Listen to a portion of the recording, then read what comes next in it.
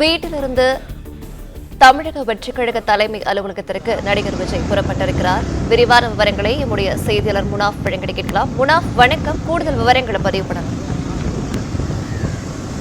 வீட்டிலிருந்து கொடி அறிமுக விழாவிற்கு தமிழக வெற்றிக் கழக தலைவர் விஜய் தற்போது புறப்பட்டிருக்கிறார். தமிழக வெற்றிக் கழகத்தின் கட்சி கொடியை அறிமுகம் செய்து கொடி பாடலை இன்று அறிமுகம் செய்யும் நிகழ்வு சென்னை பனையூரில் உள்ள தமிழக வெற்றிக் கழகத்தின் தலைமை அலுவலகத்தில் நடைபெறுகிறது. கட்சியின் கொடியை சரியாக காலை 9:15 மணிக்கு ஏற்றிய பிறகு 20 முதல் 25 நிமிடங்கள் வரை நிர்வாகிகளுடன் தமிழக வெற்றிக் கழக தலைவர் விஜய் உரையாற்ற உள்ளதாக கூறப்படுகிறது. கட்சி அலுவலகத்தில் கொடியேற்றுவதற்காக தமிழக வெற்றிக் கழக தலைவர் விஜய் தற்போது அவரது நீலாங்கரை இல்லத்திலிருந்து புறப்பட்டிருக்கிறார். இனோவா கார் மூலம் தற்போது அவர் நீலாங்கரை இல்லத்திலிருந்து புறப்பட்டு பனையூர் கட்சி தலைமை அலுவலகத்திற்கு செல்கிறார்.